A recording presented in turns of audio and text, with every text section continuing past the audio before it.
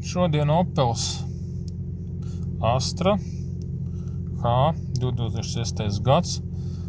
Mums problēma par temperatūras devēju. Tātad mēs paņemam. Tātad viņš mums stāsta, ka ir problēmas ar darba diapazonu. Pats interesantākais, ka mašīnai nav nekāda temperatūras devēja šeit panelī. Jā, mēs reāli dzīvē neredzam temperatūru. Tātad, jā. Skatāmies, kas mums te tālāk notiekās. Tātad.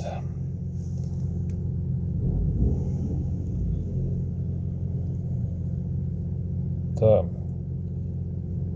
Tagad mēs viņas nodzēsīsim nost.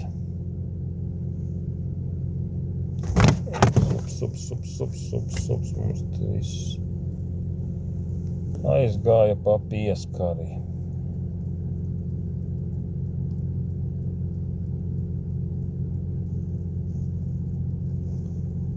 Apelis.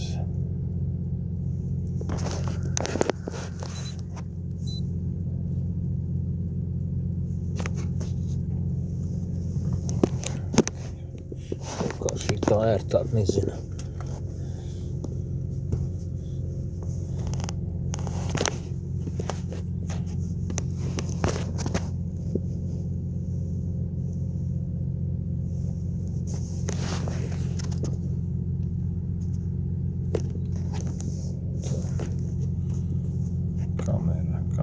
Kamera.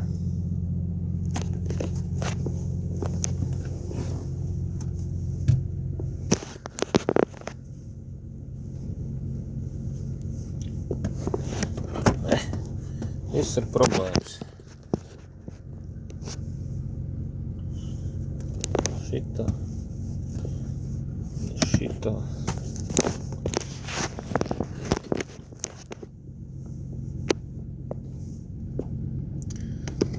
Okay.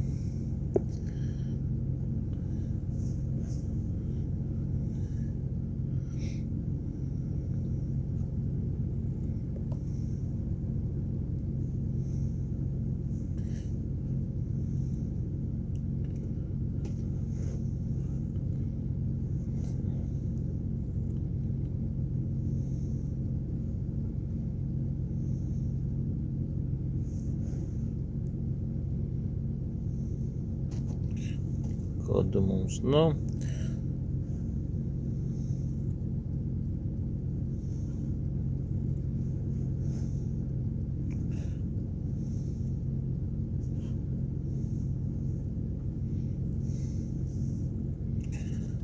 Tātad spiedieni.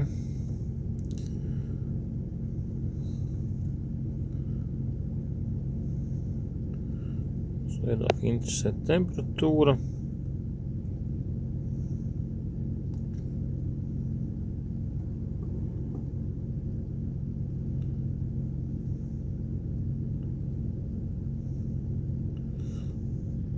Uzduh.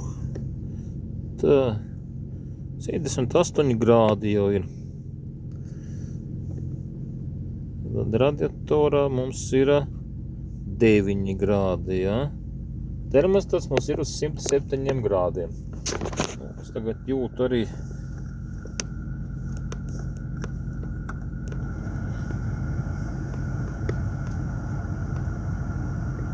kas salonā mums arī darbojās. Tad dzinējs 78, radiators mums ir 9 grādi. Pārējais mums viss ir pa normām.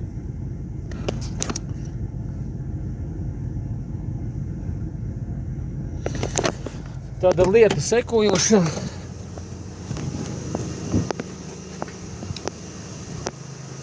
Opelis gudri uztaisījis. Jā. Te mums ir termostats. Jā. Termostatā ir temperatūras devējs un ir pirms temperatūras devējs. Tagad ir truba, man radiators ir augsts un motors mums ir silts. Jā. Tad termostats mums nāk šāds te.